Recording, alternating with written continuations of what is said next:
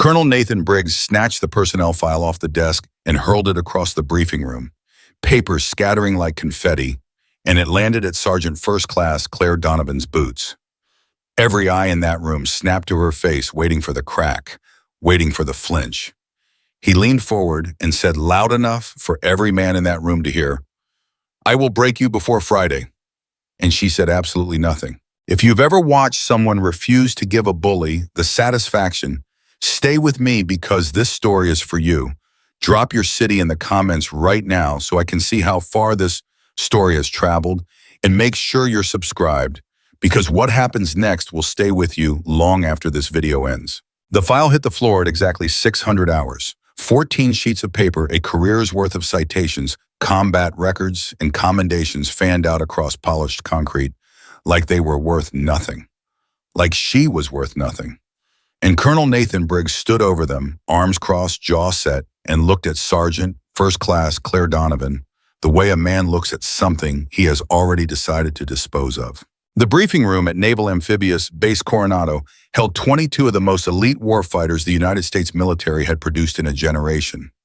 Rangers, Marine Force recon operators, Delta candidates, men who had bled on 3 continents and come back harder for it.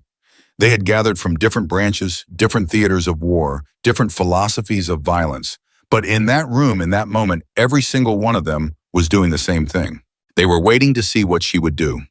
Claire Donovan did not bend down to pick up the papers. She did not look at the floor. She stood exactly as she had been standing, spine straight, hands at her mouth, eyes level, and she let the silence stretch out until it became something almost physical, something that pressed against the walls of that room like weather. Briggs watched her. His expression shifted almost imperceptibly, almost from contempt to something sharper, something that looked briefly like surprise. Then he reset his face and kept going. "For those of you who don't know me," he said, turning to address the room without ever quite letting Claire out of his peripheral vision. "My name is Colonel Nathan Briggs. I have run the advanced sniper course at this installation for 11 years. In 11 years, I have graduated 41% of candidates who walked through that door. The rest went home."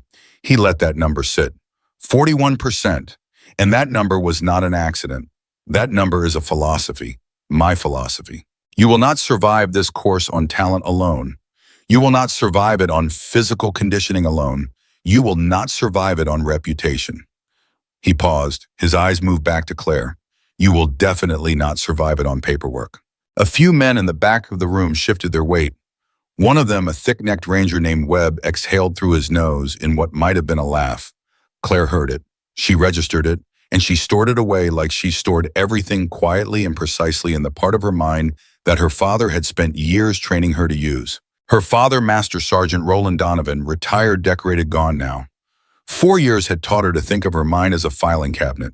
Every piece of information has value, he used to tell her. Even the information that seems like noise, especially that. A man who laughs when he shouldn't is telling you something true about himself. File it. You'll need it. She filed Webb. She filed Briggs. She stood still and let the room arrange itself around her. "Sergeant First Class Donovan," Briggs said. And the way he used her rank was deliberate, not respectful, not military, precise, but performative, theatrical, like he was reading from a script he found amusing. "I pulled your file last night. Would you like to know what I found?" She said nothing. "Rhetorical question," he said. "I'll tell you anyway. 3 deployments. Afghanistan, 2 commendations for marksmanship under fire. 1 Silver Star, which I'll note was awarded under circumstances that were later described by the review board as," he tilted his head, "unconventional." He paused again long enough that the pause itself became a statement. "Unconventional. You know what that means in a military context, Donovan." She said nothing. "It means someone in a room somewhere decided to give you the benefit of the doubt." He picked up a coffee mug from the table beside him and took a slow sip, watching her over the rim. "I don't give benefits of the doubt. Not in this course. Not to anyone. And certainly not to anyone whose file raises more questions than it answers." "Sir." The voice came from the left side of the room, a compact, dark-haired operator named Reyes, Marine Force Recon, who had served with Claire 2 years earlier in Helmand Province.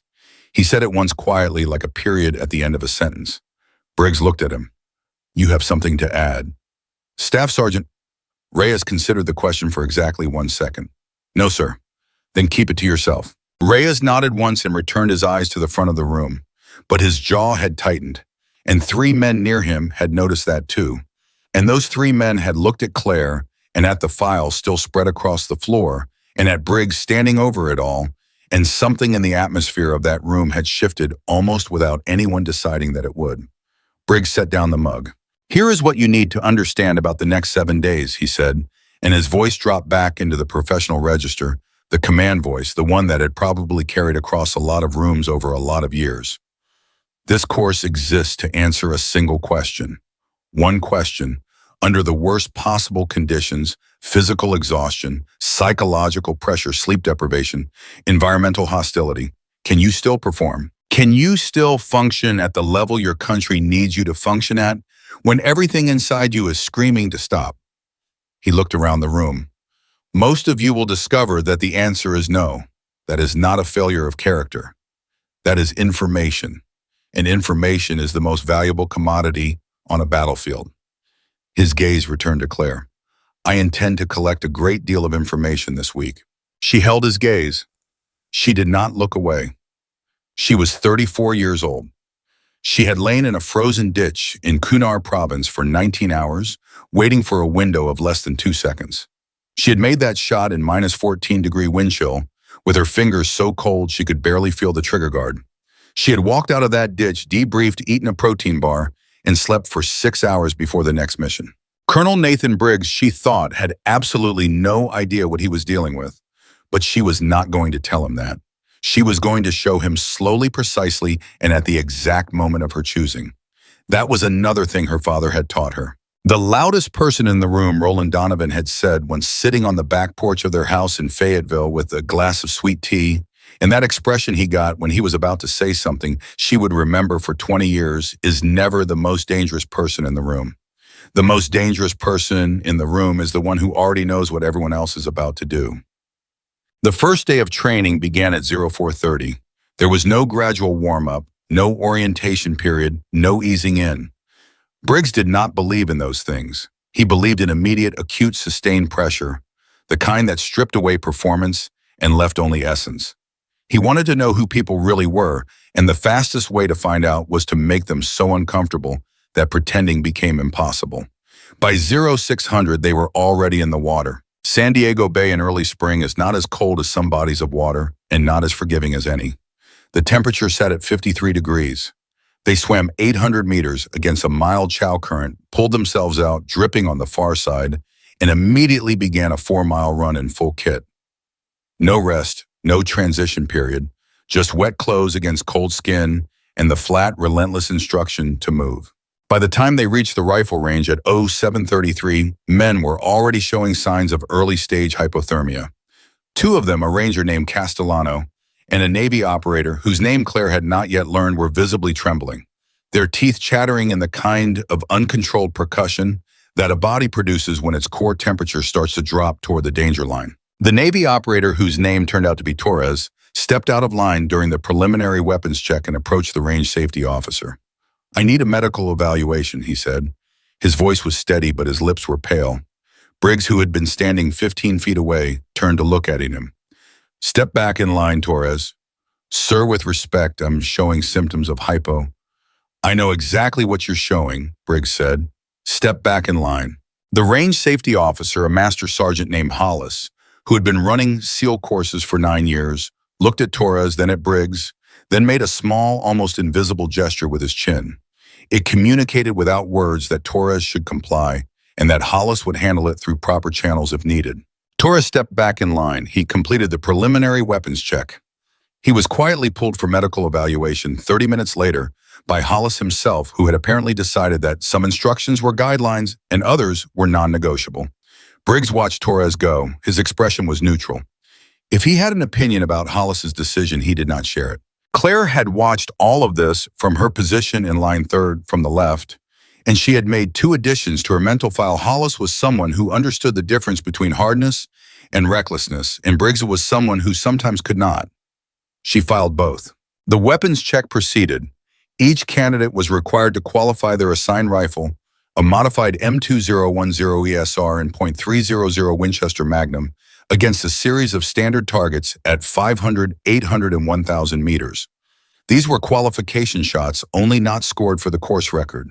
They existed to establish a baseline, to confirm that everyone standing on this range could, at minimum, hit what they were pointing at before the real work began. Claire went through the sequence with the quiet efficiency of someone who had done it so many times that the steps had become automatic, not thoughtless, but effortless, the way a musician's fingers find a chord without the brain needing to direct them.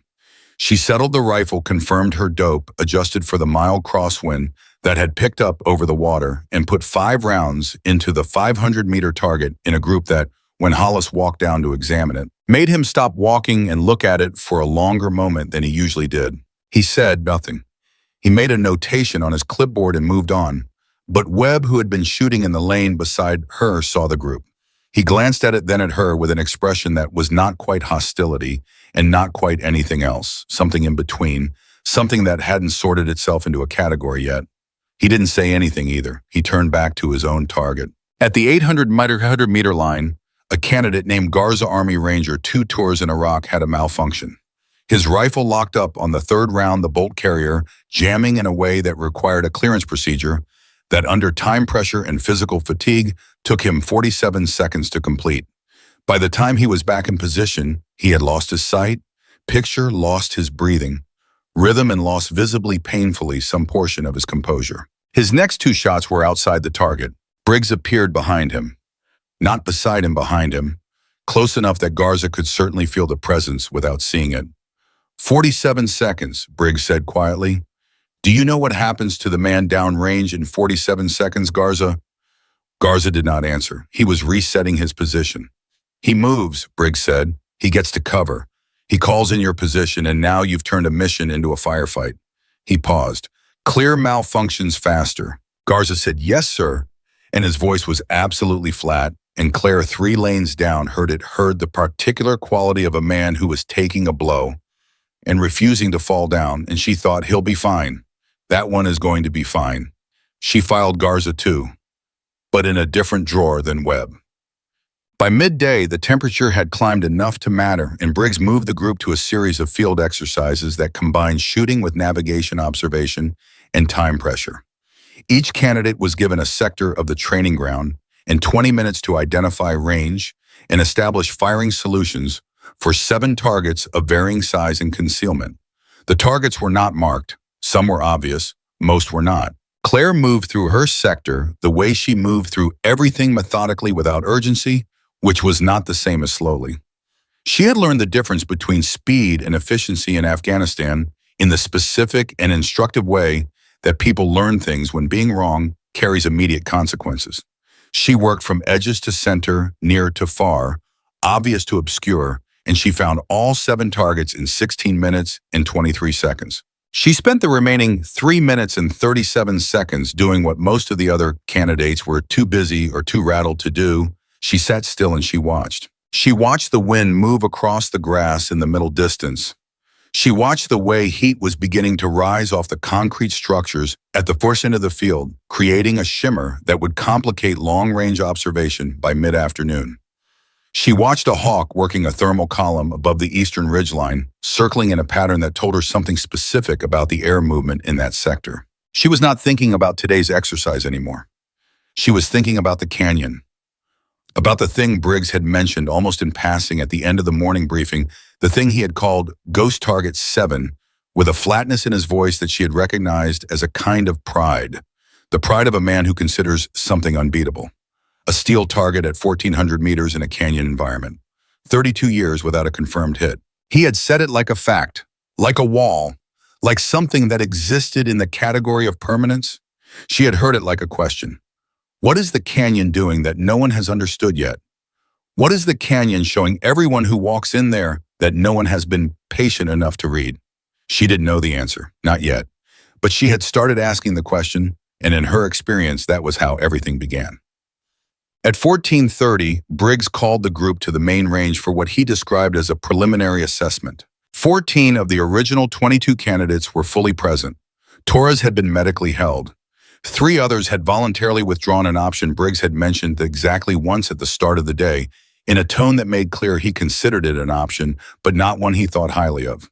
2 more were present, but visibly compromised, one nursing what appeared to be a shoulder issue, one who had taken a hard fall during the navigation exercise, and whose gait suggested something in his left knee was not happy. The preliminary assessment was simple in structure and brutal in execution.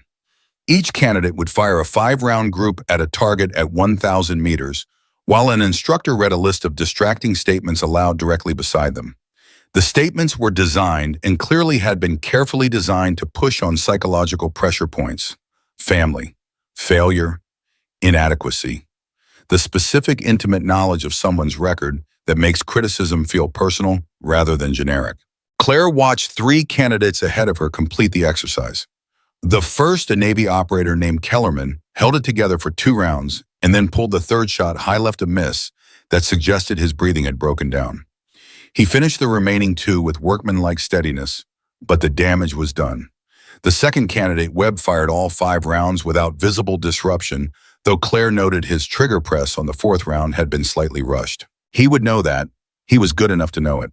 The third was Garza, and Garza, the same Garza who had taken Briggs's quiet assessment of his malfunction 47 seconds of hard silence ago, fired the cleanest group Claire had seen from a human being under those conditions since her father had done something similar in a training scenario when she was 19 years old and watching from behind a spotting scope. Then it was her turn.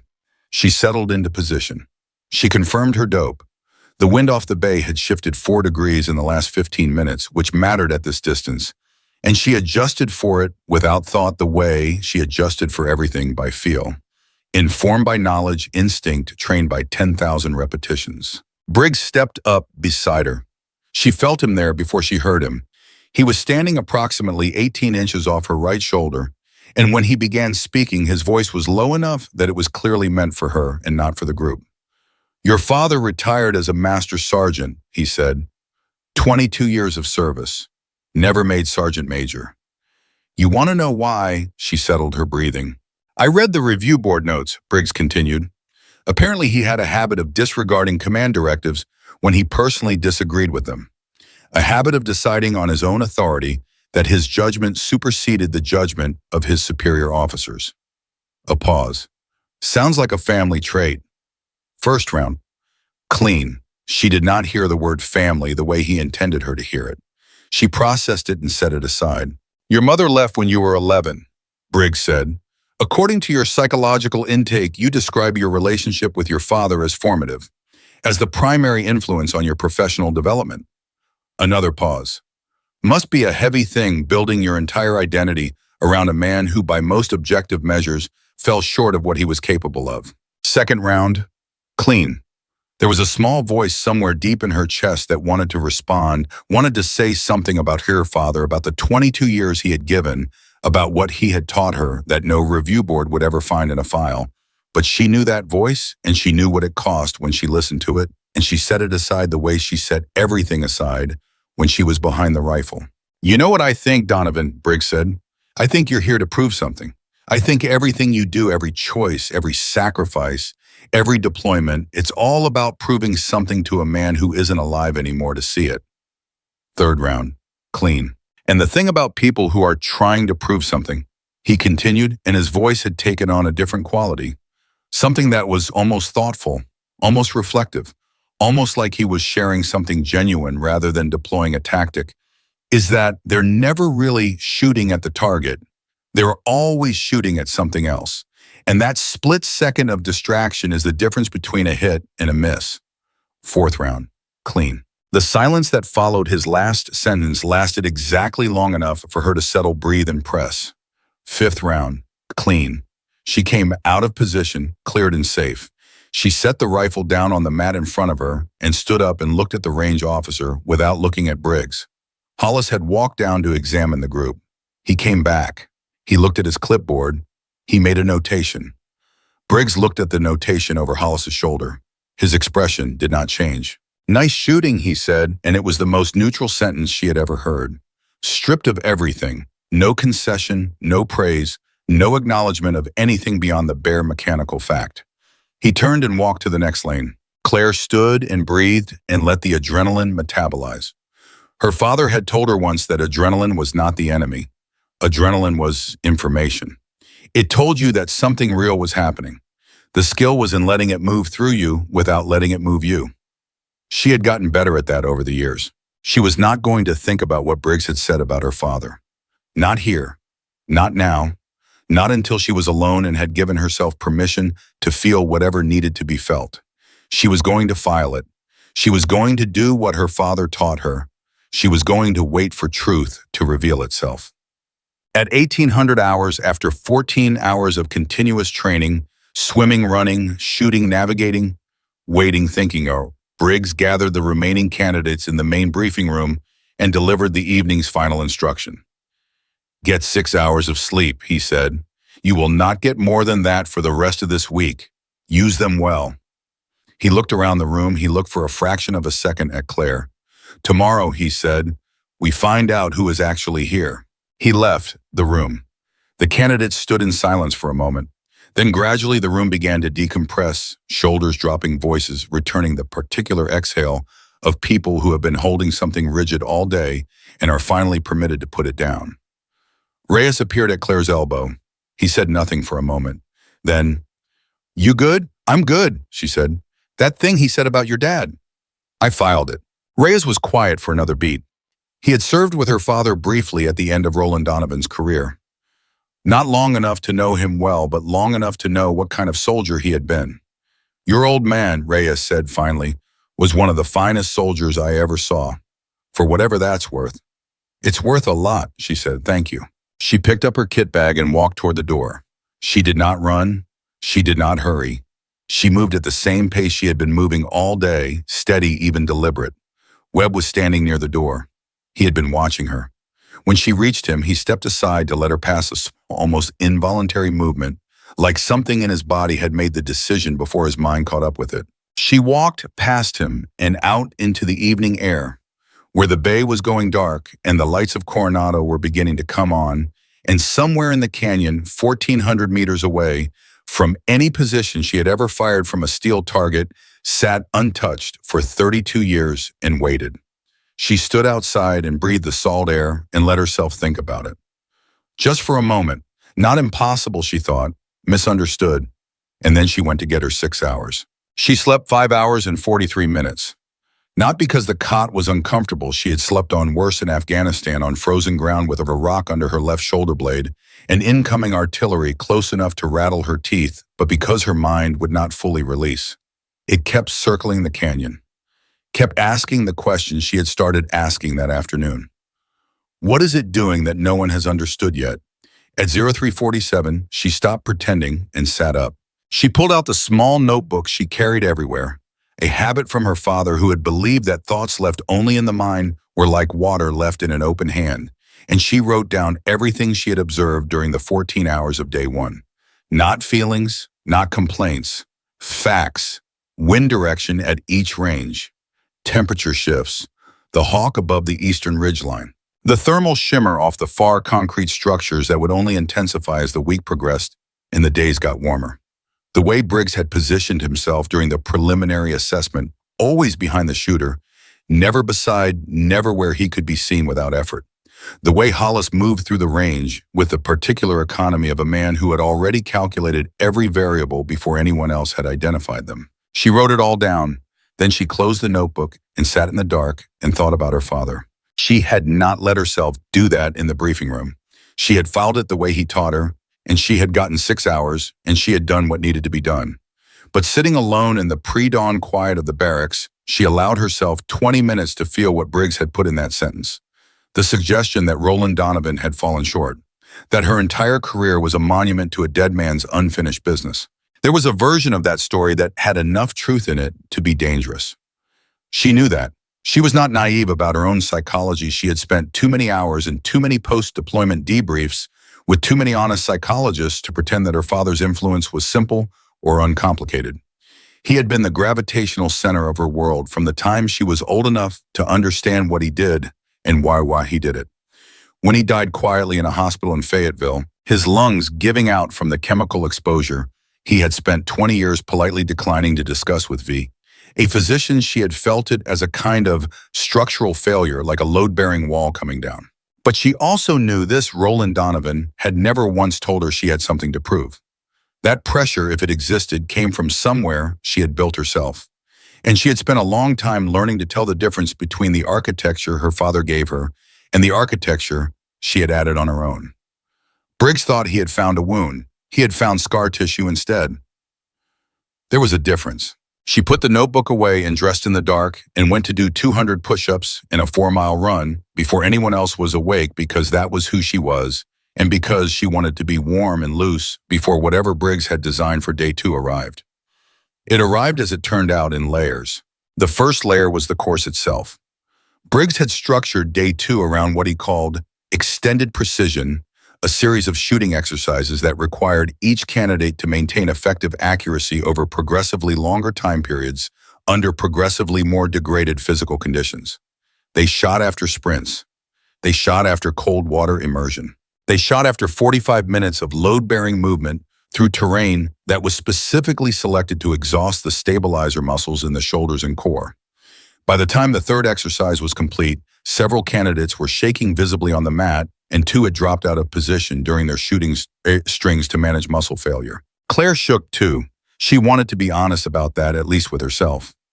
By the third exercise, her left deltoid was sending messages that were more suggestions than pain, but were trending in the wrong direction. She breathed through it. She adjusted her support position by 3 millimeters, shifting load distribution, and she absorbed the tremor into her natural respiratory pause, the way a ship takes a wave through it, not against it. Her groups were not her best work, but they were inside acceptable parameters, and more importantly, they were consistent. Consistent was, in her experience, always worth more than occasional brilliant. Garza, in the lane to her left, had caught his second wind somewhere around exercise 2 and was now shooting with the kind of focused ferocity that Claire recognized as a specific gear, the gear a certain kind of soldier found when everything else was stripped away. She respected it. She filed it in the good drawer. Webb, 2 lanes to her right, was technically excellent and temperamentally closed. He shot well. He said nothing. He watched everything. He had the quality of a man who was constantly calculating which could be an asset or a liability depending on what he was calculating and why. She was still thinking about Webb when the second layer arrived. At 1100 hours during the midday break, she went to the armorer's station to perform a detailed cleaning and inspection of her rifle, a practice she maintained religiously every day, regardless of how much a given day had already taken out of her. Her father had instilled it. You clean your weapon when you're tired, when you're hungry, when you'd rather be sleeping, because those are exactly the conditions under which you will need it to perform perfectly. She broke the rifle down with practiced efficiency. She ran the bore brush, checked the bolt carrier group, inspected the firing pin for wear, examined the crown for damage. Everything was as it should be. Then she remounted the scope. Something felt wrong. It wasn't dramatic.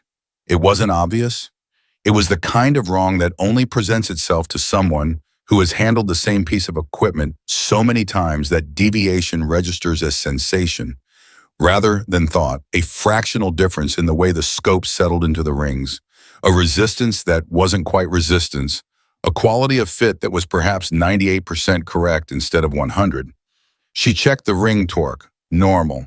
She checked the scope base, normal. She looked through this eyepiece at a reference point 40 feet away, and then held very still because what she was seeing was not what she should have been seeing, and the discrepancy was small enough that a less experienced shooter might have attributed it to fatigue or eye strain, but Claire Donovan did not attribute things to fatigue or eye strain before she had eliminated every other explanation. She dismounted the scope again, examined the rings under the light, turned the scope over carefully in her hands, and there, seated against the rear ring face so thin it was almost invisible, was a shim, a piece of material aluminum she thought, or possibly brass no thicker than a few tenths of a millimeter, seated with precision and clearly placed with intent.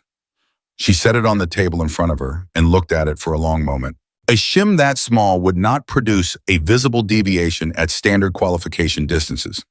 At 500 meters, 800 meters, even 1,000, the error would be within the margin that a skilled shooter might attribute to themselves to win to any number of variables. But at 1,400 meters, at the extreme end of the ballistic envelope, where every fraction mattered and errors compounded geometrically, that shim would walk her rounds off target by enough to miss, reliably, repeatedly, in a way that would appear to be shooter error. She picked it up and held it between her thumb and forefinger and thought someone knows exactly what they're doing. She did not go to Hollis. She did not go to Briggs. She went to her notebook and wrote down the time 11:17 hours and a precise description of what she had found and where. And then she photographed the shim with the small camera she kept in her kit for field documentation purposes, and she placed the shim in a small evidence bag she fashioned from a piece of plastic wrap and a strip of tape, and she labeled it with the date and time. Then she remounted the scope without the shim re-zeroed against her reference point, confirmed the correction, and went to lunch. She ate alone, which she preferred, and she thought about who had access to the armorer's station and when, and she cross-referenced it with her memory of the morning's movements. She came up with 4 candidates who had been in that area during the pre-dawn hours, including the 15 minutes before she had arrived for her own cleaning. She did not name any of them in her notebook. Not yet.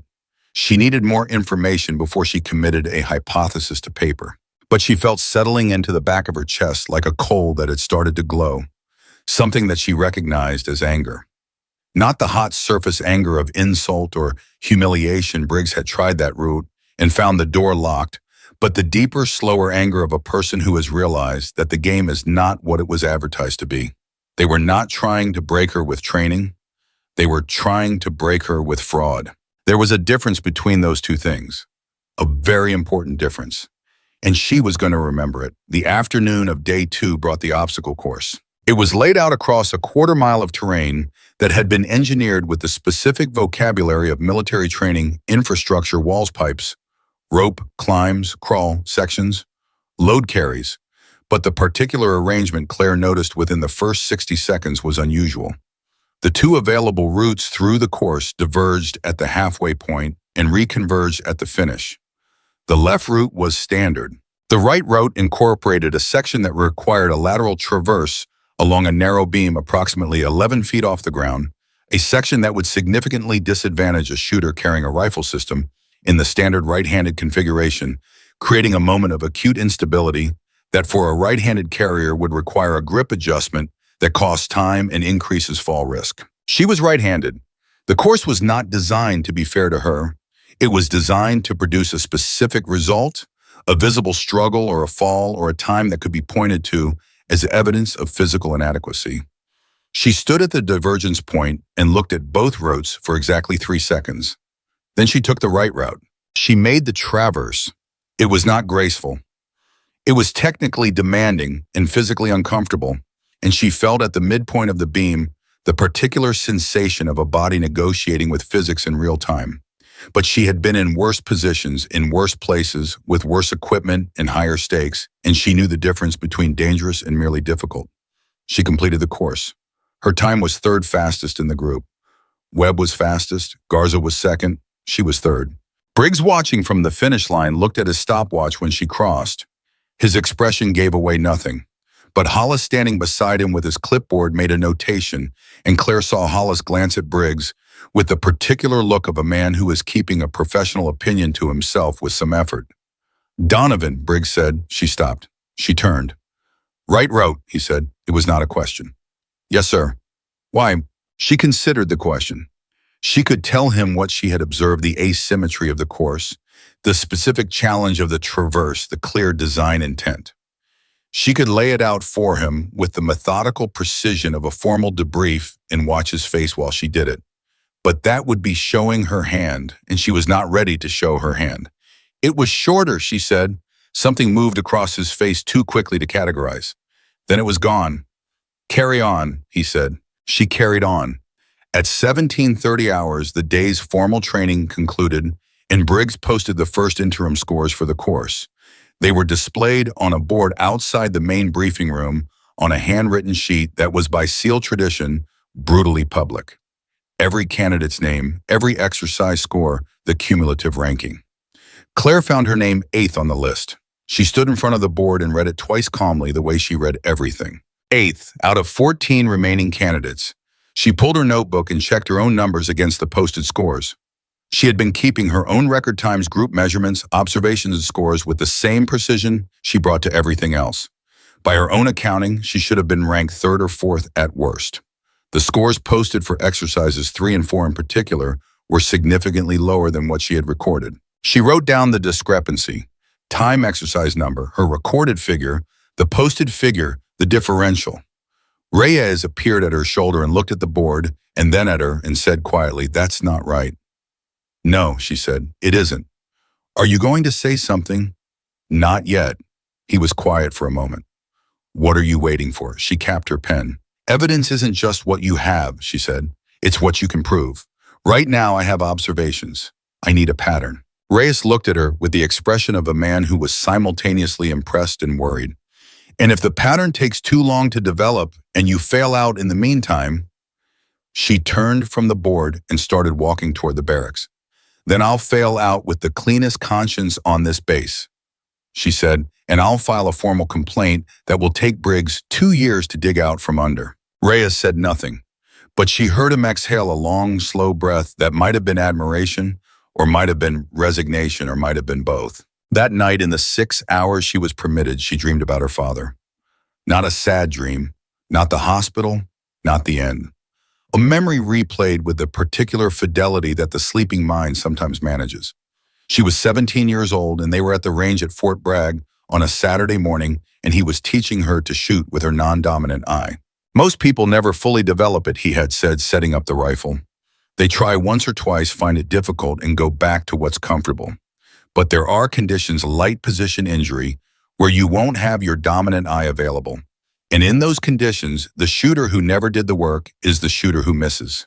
She had asked him, 17 years old and impatient, "But why would I plan for something so unlikely?" And he had said, "Because unlikely isn't impossible, and you are not in the business of being surprised by things you could have prepared for." She woke at 4:12 with that sentence still in her chest. She lay in the dark and breathed and let it settle. Then she got up and put on her shoes and went out into the pre-dawn cold and started moving, because motion was how she thought, and she had a great deal to think about. Day 3 arrived with the particular cruelty that Briggs had clearly been saving. At 500, he gathered the 14 remaining candidates. 2 had withdrawn overnight, 1 had been medically disqualified, leaving 11, and announced that the day's primary exercise would be a 48-hour observation and stalking exercise. Each candidate would be assigned a sector. Each would work alone. The objective was to place eyes on a series of designated targets, maintain undetected observation, and report at designated check-in times via radio. All of this would be done without sleep in the field with minimal equipment, while instructors actively attempted to locate and tag each candidate. 48 hours, alone, without sleep. Claire felt the group's energy shift when Briggs announced the duration. She felt it the way you feel a change in air pressure, not dramatically but unmistakably. Several candidates who had been holding themselves with professional composure seemed to compress slightly, as if absorbing an impact. Kellerman, the Navy operator who had been struggling since the cold water immersion of day 1, went visibly pale. Webb said nothing. His face did what it always did: closed down, went flat, went internal. She had stopped trying to read Webb and started simply watching him, which was different. Garza caught her eye across the group. He gave a tiny nod. She returned it. "You will be inserted into your sectors individually," Briggs said. "You will not communicate with other candidates during the exercise. You will check in every 8 hours. You will not be told whether you have been located until the exercise concludes." He paused. "One more thing.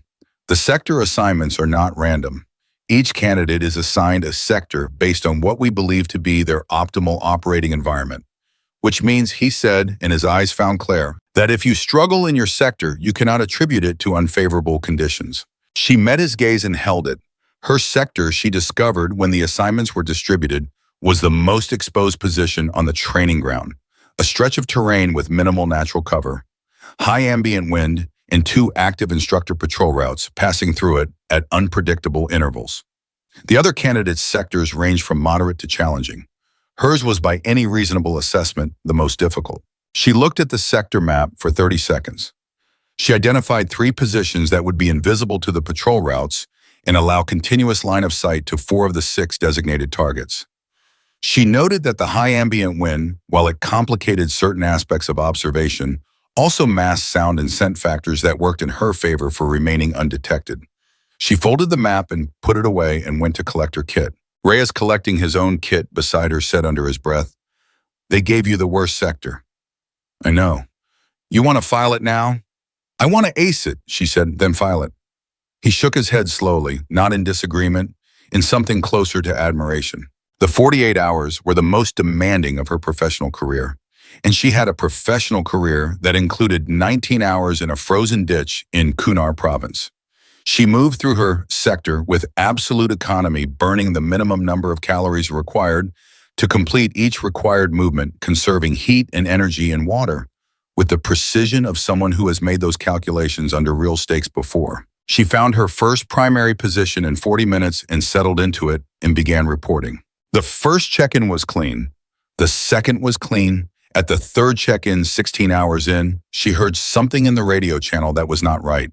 A faint doubling of her own transmission, a microsecond echo that suggested her signal was being cross-monitored on a secondary frequency. It was subtle enough that she might have missed it in a less deliberate frame of mind. She didn't miss it. She filed it. She shifted to a secondary position.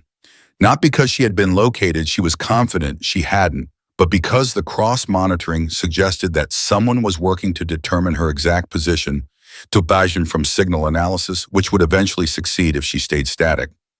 She moved 300 meters north and reestablished, and her fourth check-in went out clean. 26 hours in, she heard footsteps. Not an instructor patrol, the rhythm was wrong. Too irregular, too careful. Someone was moving through her sector who did not want to be heard, which was in the context of this exercise. A category that only contained two types of people: a candidate who was lost and stumbling through the wrong sector, or someone who was specifically looking for her. She lay absolutely still. She controlled her breathing. She watched. Webb emerged from a stand of brush 40 meters to her east. He moved carefully, methodically scanning. He had a radio in his hand. He was not supposed to be in her sector. His assigned sector was 200 meters south. He scanned for 4 minutes. He did not find her. He turned and went back the way he came. Claire waited 5 minutes after he disappeared before she moved. Then she pulled out her notebook carefully, slowly, in the total dark of the early morning, and she wrote down the time, the compass, bearing of his approach, the direction of his withdrawal, and the radio frequency display she had briefly seen on his handset. She wrote unauthorized sector breach, possible location attempt.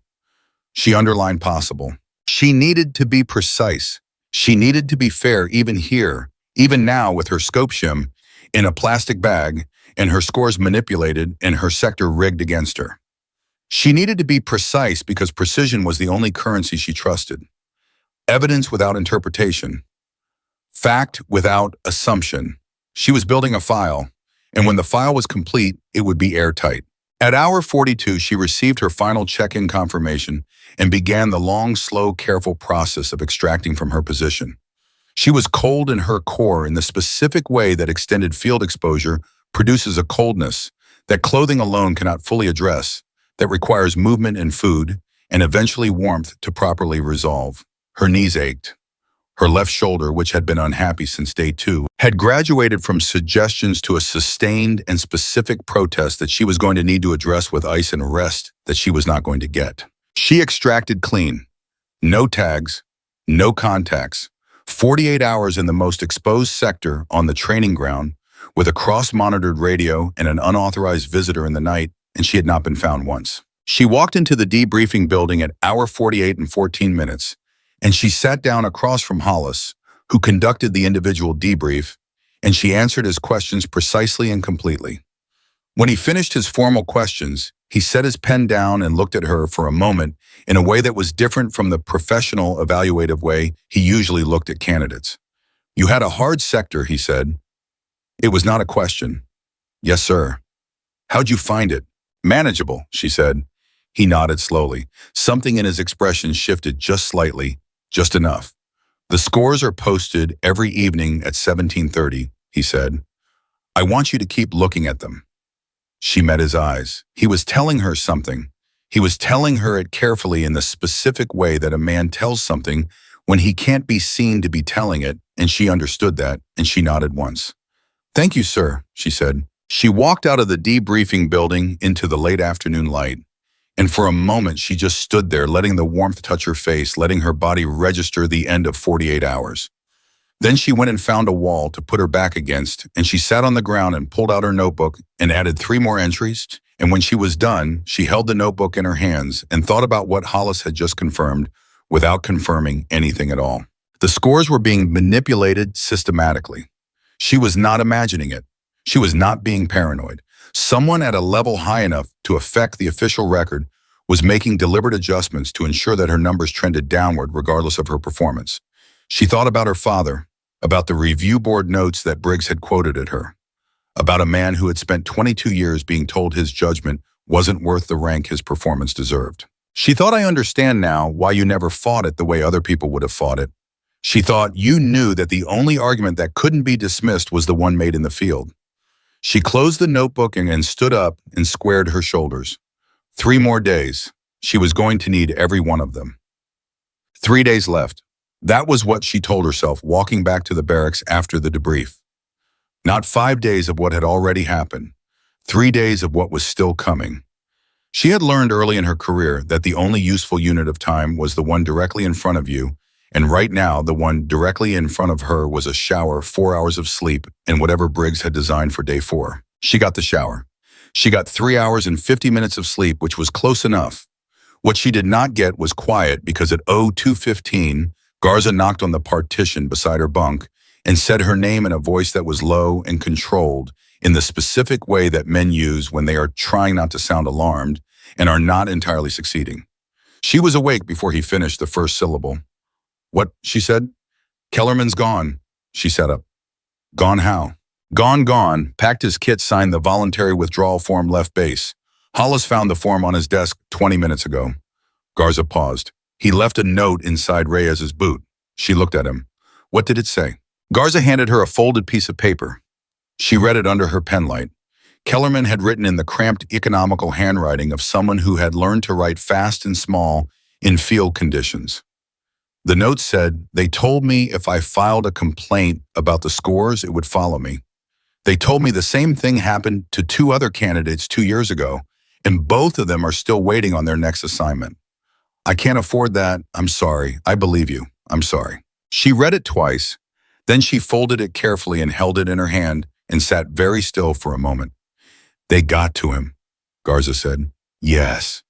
That means someone talked to him, someone with enough authority to make that kind of threat credible. He paused. That's not a candidate, Claire. That's someone on staff. She had already arrived at the same conclusion. She had been sitting with it since Hollis's careful, deliberate non-statement the evening before. The manipulation of her scores was not a rogue act by someone with access to a clipboard. It was coordinated. It involved multiple people at multiple levels, and it was specifically designed to produce a paper trail that would make her departure look like performance failure rather than what it actually was. She thought about Kellerman. She thought about him pale-lipped after the cold water immersion on day 1 and the way he had still completed every exercise, and the 47 seconds of Garza's malfunction that Briggs had turned into a quiet lesson on consequence. She thought about a man who had served his country and come here and done every hard thing and been threatened out the door by people who were supposed to be running a course, not running a campaign. The coal in her chest that had started glowing on the afternoon of day 2 burned hotter. I need you to do something for me, she said to Garza. Name it. Nothing, she said. Exactly nothing. Don't file anything. Don't say anything. Don't react. Go back to your bunk and sleep, and tomorrow you perform at your absolute best and you stay out of this. He looked at her for a long moment. And you? I'm going to finish building the file, she said, and then I'm going to shoot the shot that makes it impossible for any of this to matter. Garza studied her face in the penlight's edge. Then he nodded. Not because he was satisfied, but because he trusted her, and that was a different thing and a better one. He went back to his bunk. She lay back down and stared at the ceiling and let the anger metabolize into something clean and cold and useful. The way her father had taught her, the way every good soldier learns to metabolize the things that would otherwise eat them alive.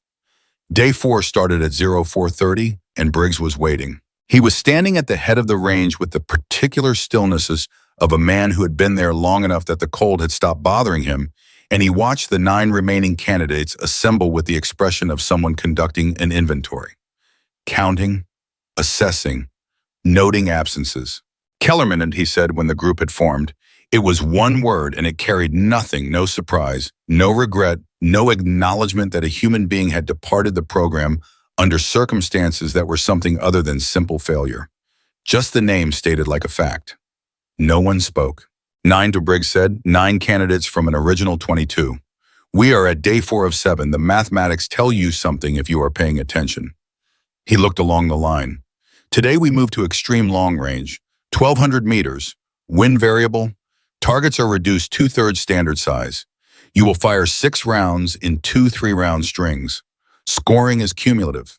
He paused. Today is also the day I introduce you to what this course has been building toward. He let the silence run for 5 full seconds. It was a practiced silence, the silence of a man who understood that what came after it would carry more weight because of it. Ghost target 7, he said. Claire felt the words land differently than she had expected. Not with the quality of a reveal she had been thinking about Ghost target 7 since he mentioned it. On day 1 had been turning it in her mind like a stone she wasn't yet ready to break open, but with the quality of a door opening. Finally, the thing itself named present, no longer theoretical. 1,400 meters, Briggs said, located in the canyon system to the northeast. Steel silhouette full size. Stationary target, fixed position, known distance. By every conventional measure, an achievable shot. He stopped. In 32 years, no candidate in this course has confirmed a hit. 32 years. Hundreds of qualified shooters. Multiple attempts per course cycle every year. His voice did not change. It stayed flat informational, but underneath the flatness was something that Claire could hear now that she was listening for it. Something that sounded like conviction. Like a man who had decided a long time ago that this thing was true and had spent years building walls around that decision. The target is not a test of marksmanship, he said. It is a test of understanding. And based on 32 years of evidence, the understanding required does not exist among the candidate pool this course draws from. He looked at Claire. It was the first time he had looked directly at her since the group assembled, and the look lasted exactly long enough to communicate that the last sentence had been specifically addressed to her. She held his gaze and said nothing and filed it. You will have your first look at the canyon this afternoon, he said. Final attempts are day 7. That gives you 3 days to study, prepare, and either develop the understanding or confirm that you cannot. He turned away. Today's 1,200-meter exercise begins in 20 minutes. Get to the line. The 1,200-meter exercise was the hardest shooting she had done in the course so far, and it was hard in the way that she respected hard because it was genuinely difficult, not hard because someone had tampered with her equipment or skewed her sector or manipulated her numbers. The wind at the range was variable in a way that defeated algorithmic solutions, requiring the shooter to read conditions in real time and make adjustments between rounds that were as much intuition as calculation. She fired her first string and put 2 rounds into the target and pulled the third. Not badly within the outer scoring ring, but pulled the round impacted low left in a way that told her she had overcorrected for a wind shift that had already resolved itself by the time she pressed. She came out of position and breathed and went back in for the second string. Between strings, Webb said from 2 lanes over, wind dropped. She looked at him. He was not looking at her. He was looking down range. I know, she said. 3rd round you chased it, he said. Still not looking at her. I know. A pause. Don't chase it, he said. Then he settled into his own position and fired his second string, and it was clean, and he came out of position with the flat efficiency of a man who had said what he needed to say and was done with it. She fired her second string. All 3 rounds were center or close enough to center that the distinction was academic. Her cumulative score for the exercise when Hollis posted it was 3rd highest in the group. Webb was first, Garza was second. She looked at her posted score, and for the first time since the course began, the number on the board matched the number in her notebook. She checked it twice. It matched. She looked at the score above hers, then at Hollis, who was walking away from the board with his clipboard. He did not turn around, but the pace of his walk had a quality she recognized, the walk of a man who had done something and was satisfied with it. Someone had intervened. Someone had corrected the record, at least for today. She didn't know how or how long it would hold, but she wrote it down with the time 13:47 hours. and she felt something release fractionally in her chest, and she allowed herself for approximately 4 seconds to feel it. Then she put the notebook away and went to get ready for the canyon. They drove to the canyon site at 1500 hours in 2 vehicles. 9 candidates in Briggs and Hollis and 2 other instructors whose names Claire had collected, but whose roles in the manipulation, if any, she had not yet determined. The road went northeast for 40 minutes and then terminated at a staging area where the equipment was already set up, spotting scopes, wind meters, range cards, everything a shooter needed to begin building a solution. Claire stepped out of the vehicle and looked at the canyon for the first time and felt something she had not expected to feel, which was recognition. Not literal recognition, she had never been here, but the recognition of a landform that was doing something specific with air and light and heat that she understood at a gut level before she could articulate it. The canyon was roughly 200 meters wide at its mouth and narrowed toward the far end where Ghost Target 7 stood on a steel frame against the rock face. The distance was confirmed at 1,412 meters by the range card. The elevation differential was moderate.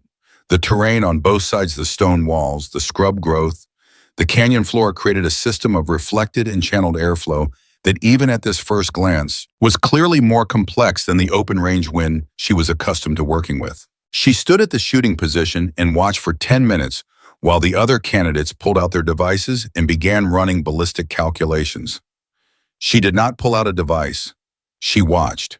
She watched the dust on the canyon floor. She watched the scrub at the midpoint. She watched the way the heat shimmer moved off the stone walls on the east side.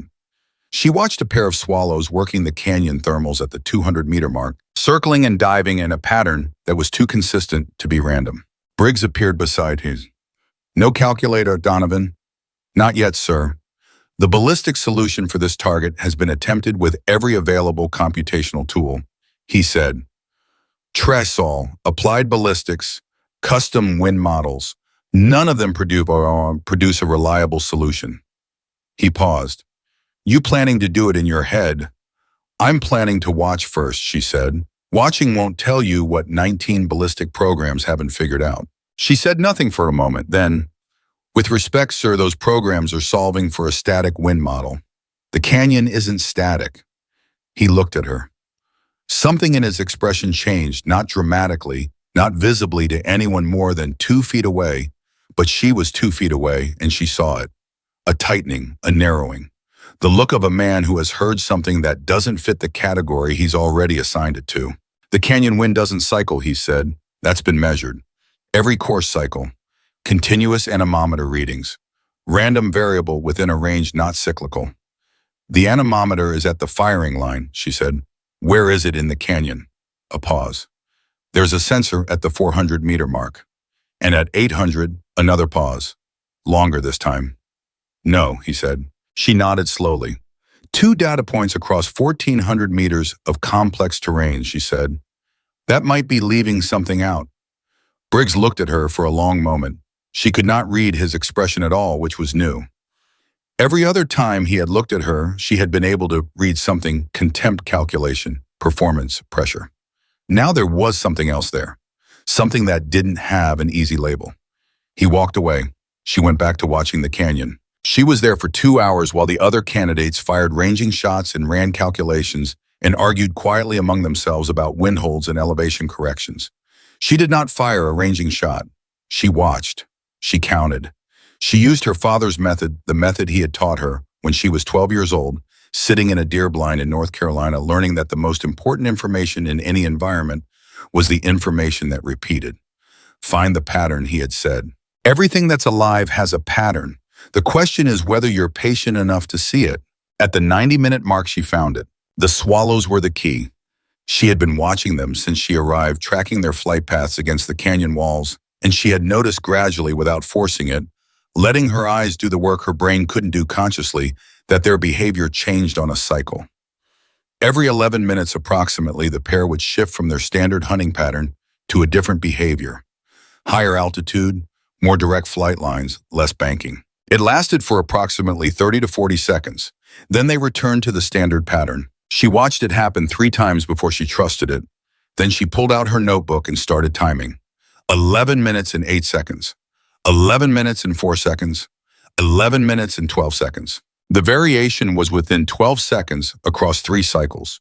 It was not random, it was thermal, a natural oscillation in the canyon's air column driven by differential heating of the east and west walls, producing a brief window of reduced turbulence at the canyon's midpoint every 11 minutes. The programs had been solving for the average wind condition.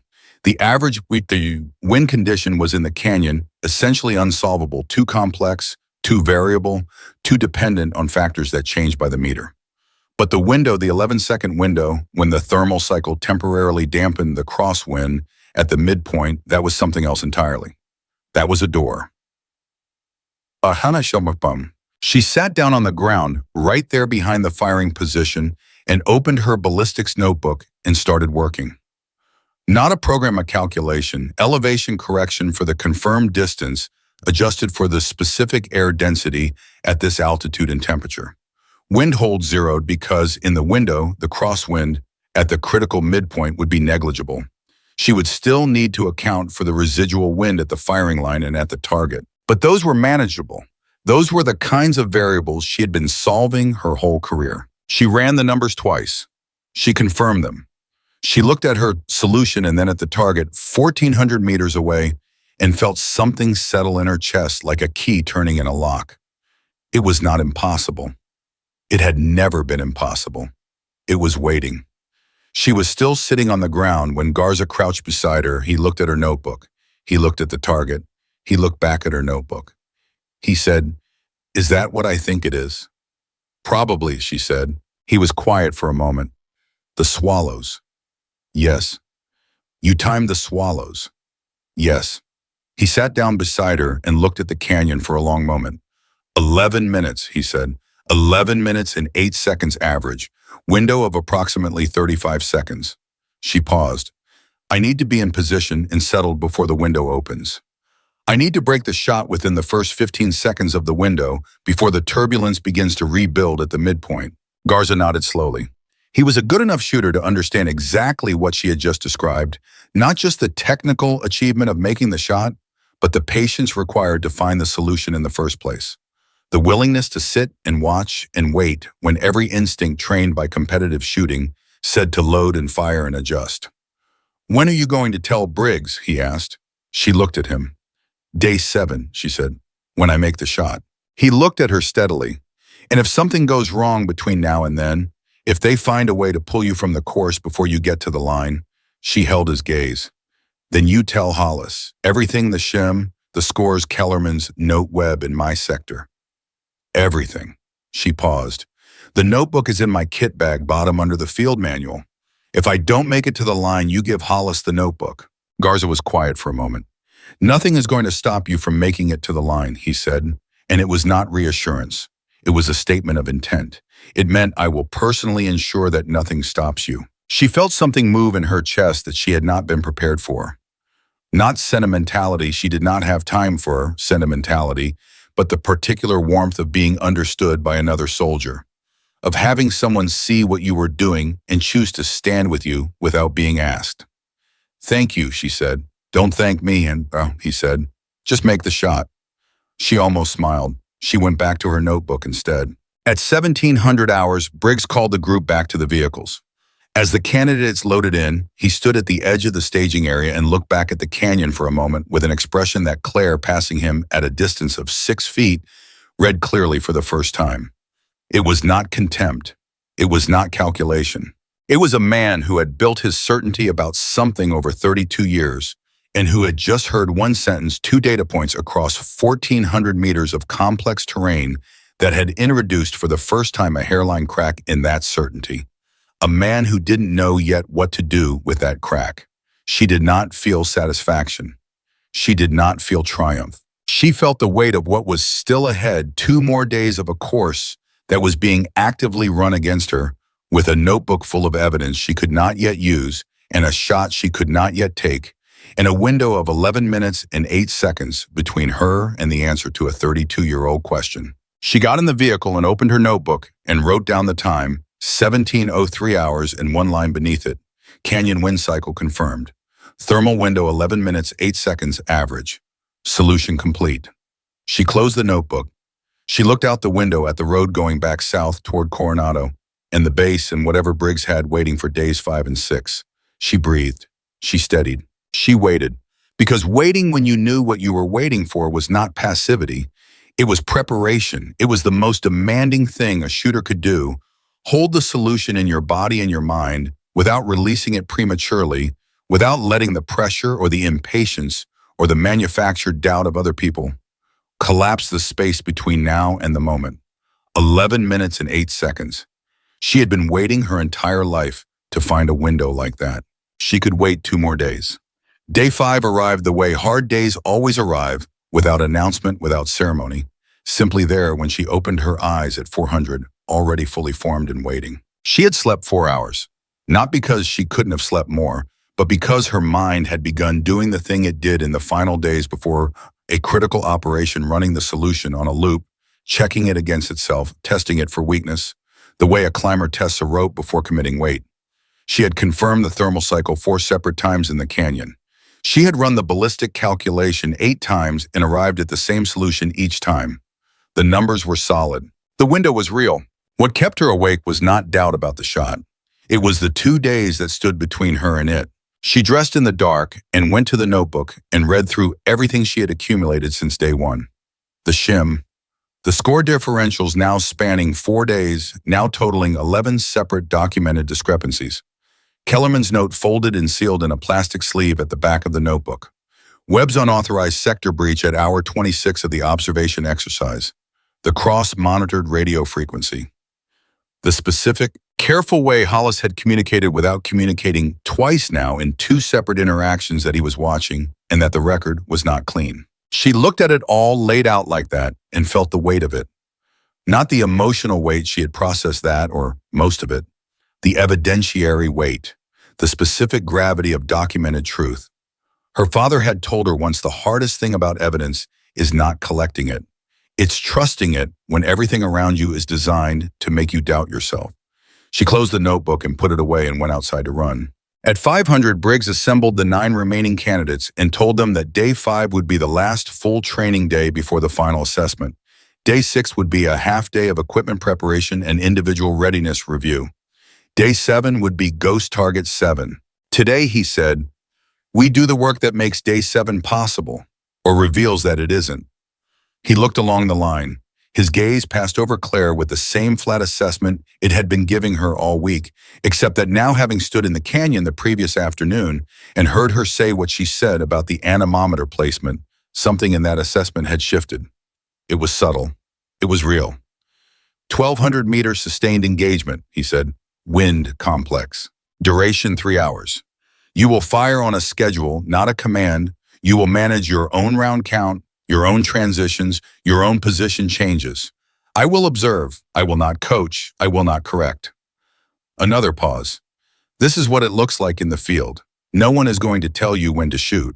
It was the first exercise in the course that had been described that way. All the previous exercises had been structured, commanded, timed, evaluated against specific parameters. This was open, autonomous. The closest thing to actual operational conditions that a training environment could produce. Claire felt something shift in her body, a settling. This was where she lived, not in structured competition, not in comparative ranking, but in the open-ended negotiation between a shooter and a target and the space between them. She went to the line and she went to work. The 3 hours were the most technically complete shooting she had done in years. Not the most dramatic, not the most extreme. The 19 hours in Kannar province still held that distinction, and probably always would. But in terms of pure craft, pure reading of conditions and application of solution, the 3 hours on that range in the morning of day 5 were as clean as anything she had ever done. She found a rhythm early and stayed inside it, settling, reading, pressing, coming out of position, resetting back in. The win was complex in the way Briggs had promised, but manageable in the way that complex wins always are, for someone patient enough to wait for the readable moments rather than trying to solve for the unreadable ones. At the 90-minute mark, something happened that she did not anticipate. Webb moved from his lane and set up in the lane directly beside her. There was no technical violation in this. The exercise was autonomous and lane adjacency was not restricted. But in the context of 5 days of careful distance between them, it was striking enough that she registered it immediately and held it in her peripheral awareness while keeping her primary focus where it needed to be. He shot for 20 minutes beside her without speaking. Then between his strings, he said, "You found something in the canyon yesterday." She came out of position. She looked at him. His expression was not hostile. It was not warm either. It was the expression of a man who had been conducting his own assessment for 5 days and had arrived at a conclusion he was still deciding how to handle. "I watched you for 2 hours," he said. "You didn't fire a single round. You just watched." "Yes," she said. "And then you sat down on the ground and did math." "Yes." He was quiet for a moment. He looked downrange. "I've attempted ghost target 7 twice," he said. "2 previous course cycles. I'm the only candidate in the current group who has. Best I've managed is within 8 inches at the 900-meter mark before the round walks off at the midpoint." He paused. "The wind in that canyon does something that my programs can't account for. Every model I've run says I should be hitting it. I'm not hitting it." She said nothing. She watched his face. "You found it," he said. It was not a question. She held the silence for 3 full seconds. Then she said, "If I tell you what I found, you'll use it." "Yes," he said without hesitation and without apology. "I will." She respected that, the honesty of it. She had spent 5 days filing Webb in a category that was mostly concern, impartial suspicion, and this flat, straightforward acknowledgement required her to update that file. "The canyon has a thermal cycle," she said. 11-minute period. It produces a window of approximately 35 seconds where the crosswind at the midpoint dampens significantly. The programs don't see it because there's no sensor data from the 800-meter mark." She paused. "During the window, the shot is achievable." Webb was still looking downrange. His jaw had tightened fractionally. "How long did it take you to find it?" he asked. 90 minutes of observation." He was quiet for a long time, long enough that she went back into position and fired a string and came back out. When she came out, he said, "The night in your sector, during the observation exercise." She looked at him. "I was looking for you," he said. "Not to tag you, I was—" He stopped. He took a breath. "I had found your sector assignment, and I wanted to confirm you hadn't been placed in a position that was going to get you hurt. There's a drainage on the north end of that sector that floods with no warning when the tide is high." He paused. "I wanted to make sure you knew about it." She looked at him for a long moment. She thought about filing it. She thought about the difference between what she could prove and what she could feel to be true. She thought about her father who had told her that the most dangerous thing a soldier could do was decide in advance who deserved trust and who didn't and stop paying attention to the evidence. "Thank you," she said. "I knew about the drainage." Something moved across Webb's face. Relief, possibly. Or something close to it. "You would," he said quietly. He moved back to his original lane and they did not speak again for the rest of the morning. But the space between them had changed. The quality of it was different, not warm, not allied, but no longer adversarial. Something that sat between professional and human. She updated the file on Webb. She moved him to a different drawer. At 1300 hours, Briggs called the exercise complete and posted the morning scores on the board outside the briefing room.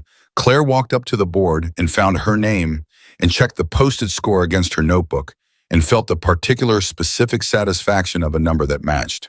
3rd day in a row, her posted scores had been accurate. Hollis was doing something.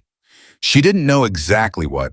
She didn't know what leverage he had or how he was applying it or what it was costing him, but he was doing it and the paper trail was getting cleaner. She was ranked 2nd overall. Webb was 1st. Garza was 3rd. She walked away from the board and found a quiet corner and allowed herself 30 seconds to feel that. Just 30 seconds. Then she put it away and started thinking about day 7. At 1600 hours, Briggs asked to see her. Not in the main briefing room. In his office, a small functional space in the administration building that smelled like coffee and old paperwork and the particular institutional odor of a building that has housed authority for a long time. He was sitting behind his desk when she came in. He did not offer her a seat. She stood at ease and waited. "Close the door," he said. She closed it. He looked at her for a moment without speaking, and for the first time in 5 days, she could not locate the performance in his face.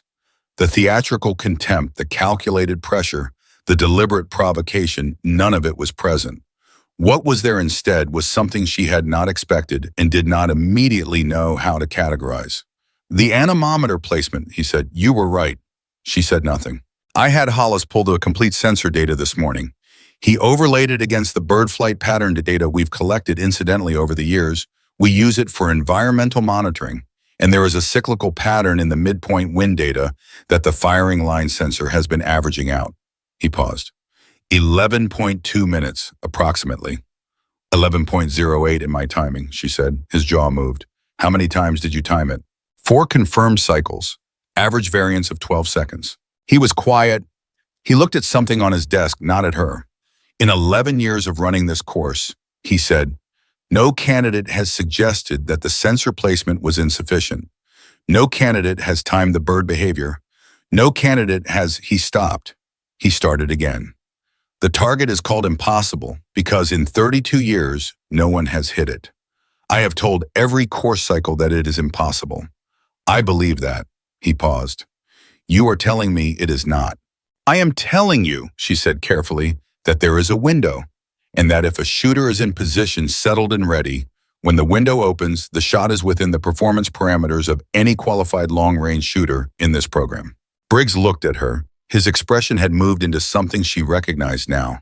Not contempt, not calculation. Something much older and much harder to manage.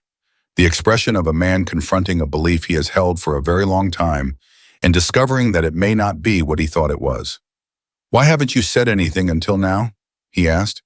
Because I needed to confirm it, she said, and because I intend to demonstrate it on day 7. He looked at her for a long moment. Donovan, he said, and for the first time in 5 days, her name in his mouth did not have a weapon in it. You understand that if you make that shot, I understand, she said, it changes the course record. It changes the target's designation. It changes 32 years of institutional understanding of what this course can and cannot ask of its candidates. Yes, sir. It also means I have been telling people something was impossible that was not impossible. She met his eyes. It means the canyon was waiting for someone patient enough to find the window, she said. That is not the same thing as the shot being impossible. It means the solution required a different kind of looking. He said nothing for a very long time. The office was quiet. Outside, she could hear candidates moving through the late afternoon routine, the distant percussion of a cleaning kit, someone's boots on concrete. There are things about the way this course has been run this week, he said finally, and his voice had shifted into something careful and measured, that I intend to address formally.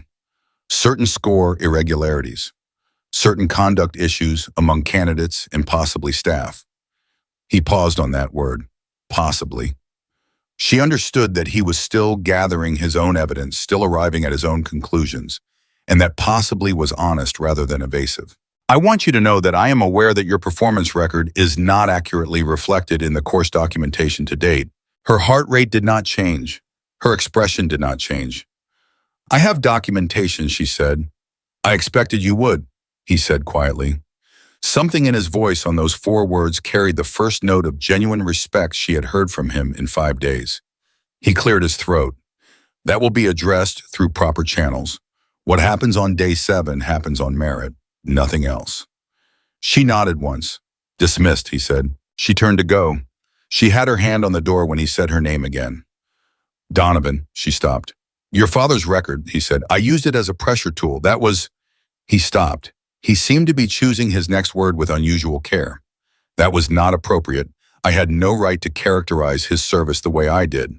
She stood with her hand on the door and felt the sentence land, felt it go through the scar tissue and find underneath the place that was still raw. She breathed through it. My father, she said, served 22 years with more integrity than most men manage in a lifetime. The review board's opinion of his judgment was the review board's opinion. She paused. He taught me everything I know about patience and observation and waiting for the right moment.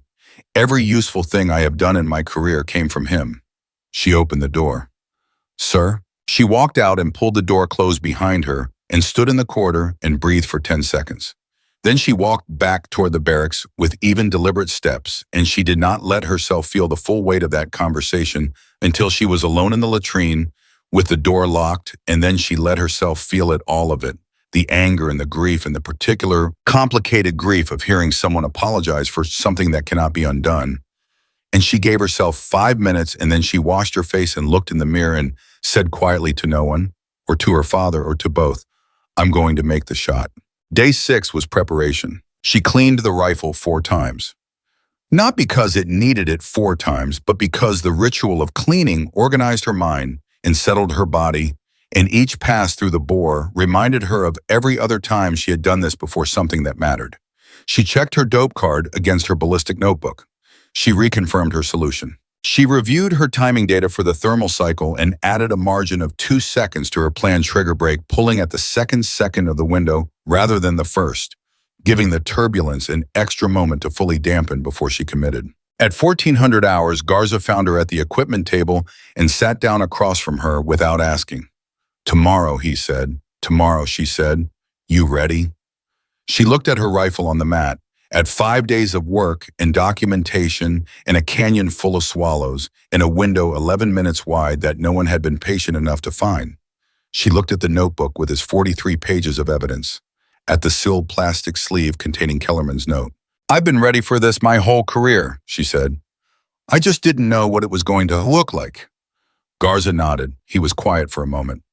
"After tomorrow," he said, "whatever happens, that notebook goes to the Inspector General, not just Hollis, the IG." She looked at him. "After tomorrow," she said. "After the shot," he said, nodding. "In the right order." She almost smiled. Day 7 arrived in the gray pre-dawn quiet, like something that had been approaching for a long time and had finally arrived. She was awake at 03:30, and she did not try to sleep again. She sat on the edge of her bunk and breathed and went through the shot in her mind from the beginning position, natural point of aim, confirmed dope scope, adjustment. Breathing pattern, the first cycle of 11 minutes, the window opening the press. She ran it once, then she put it away. She did not run it again because her father had taught her that a solution rehearsed too many times becomes a performance rather than an action, and performance was the enemy of precision. She dressed, she ate, she picked up her rifle. At 0600 hours, 16 shooters, 9 current course candidates plus 7 previous cycle candidates who had been invited to attempt the target as part of a formal reassessment Briggs had authorized 2 days earlier, before she fully understood what she had found assembled at the canyon staging area. 16 of the most qualified long-range shooters the United States military had produced gathered for one purpose on a morning that was calm and cold and perfectly clear. Briggs stood at the head of the line. He looked different than he had all week. Not soft or harder in a way, but the hardness was turned inward now, rather than outward, aimed at himself rather than at the candidates. He had the expression of a man who was about to witness the resolution of something he had initiated without understanding where it would end. "Ghost target 7, he said, 1,412 meters. You know the target, you know the history, the rules are simple. 3 rounds per shooter. A confirmed hit requires impact within the silhouette boundary verified by downrange observer." He paused. "I'll remind you that in 32 years, this target has not been confirmed hit. I will not tell you that it cannot be. I told people that for a long time, and I have recently had reason to reconsider my certainty." He looked along the line. He did not look at Claire specifically. He did not need to. "Shoot well," he said. The first shooter went to the line at 06:15. He was a previous cycle candidate named Marsh, a Delta operator, with 12 years of long-range experience. He fired 3 rounds. The downrange observer reported 3 misses, all walking left at the midpoint, the same walk that had defeated every attempt in 32 years. The rounds were hitting the wind at the canyon center and deflecting before they could reach the target. The second shooter, 3 rounds, 3 misses. The third, 3 rounds, 2 misses and 1 impact on the canyon wall 6 feet to the left of the target. The fourth, 3 rounds, 3 misses. By the 7th shooter, the group had gone quiet. Not the focused quiet of concentration, but the particular silence of people watching something confirm what they expected to see. One by one, the shooters were walking to the line and firing their 3 rounds and walking back, and the downrange observer was reporting misses with the patient regularity of a man reading a prepared script. Webb went 8th. He set up with the precise efficiency of someone who had done this before, and knew what he was walking into. He settled. He fired his first round and it missed, walking left at the midpoint. He adjusted. He fired his second and it was closer. Closer than anything else fired that morning, 3 feet left of the silhouette boundary, not close enough. He fired his third and it walked again. He came out of position and stepped back from the line. He looked at Claire. His expression said, "I know what you know, and I couldn't find the window in time." She nodded once. The 9th shooter, the 10th, the 11th. One by one, the rounds went downrange, and the observer called misses, and the silence at the line got heavier and more absolute, the kind of silence that accumulates when a thing has been declared impossible and keeps confirming that declaration. By the 15th shooter, there was only one person left. Briggs said Donovan.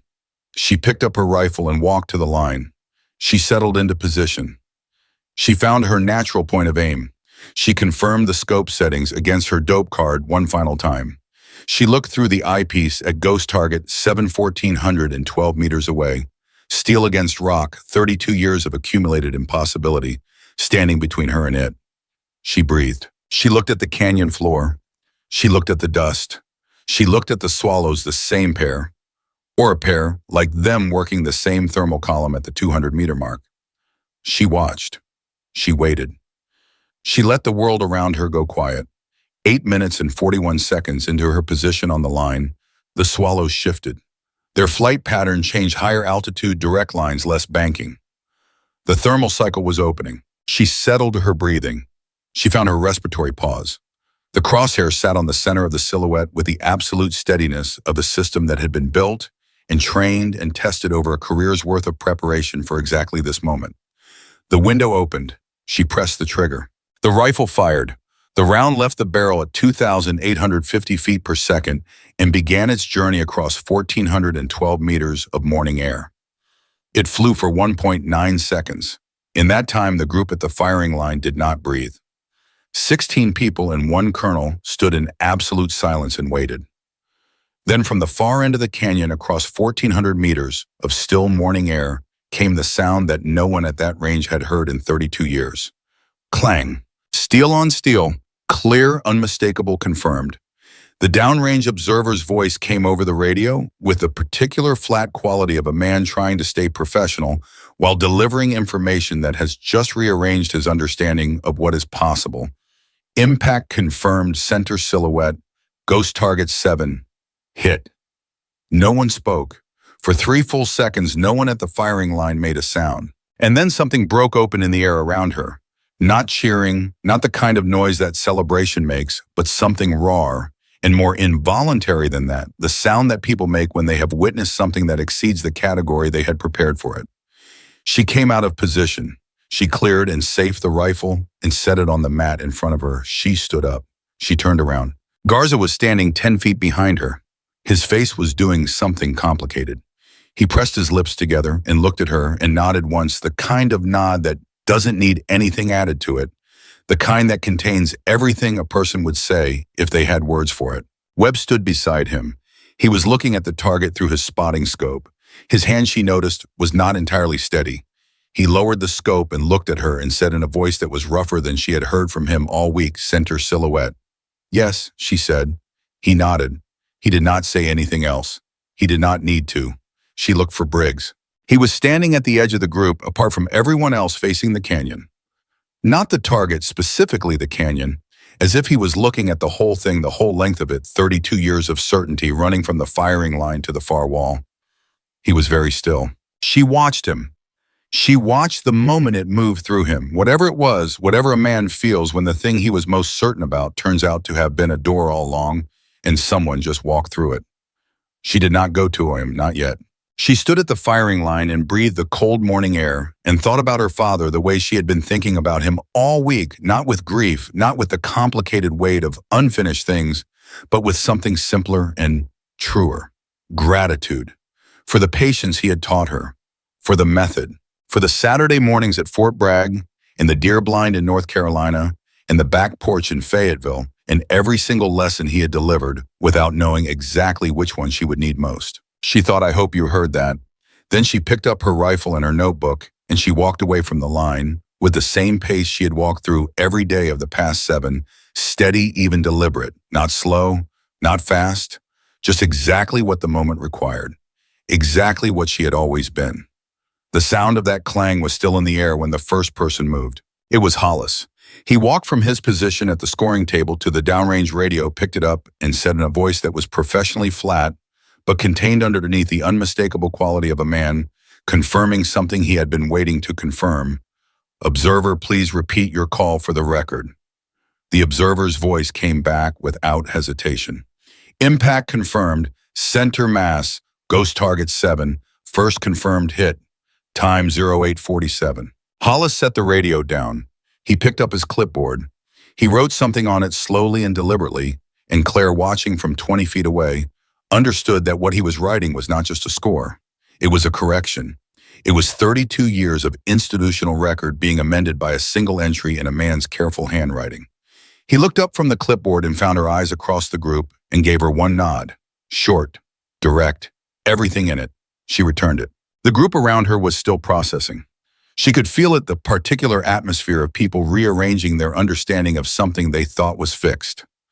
Several of the previous cycle candidates were talking in low voices, pointing downrange, pulling up their own ballistic data on handhelds, and comparing it to what had just happened. Kellerman's absence was a specific silence in the group. She felt it the way you feel a missing tooth with your tongue. The space where something should be. Webb had not moved from where he'd been standing since she came off the line. He was looking at his spotting scope, looking at the target. She watched him process it, watched the calculation in his face settle into something that was not calculation anymore, something more like reckoning. He turned to her finally and said, "Walk me through it." "The thermal cycle," she said. 11-minute period, window of 30 to 35 seconds at the cycle peak.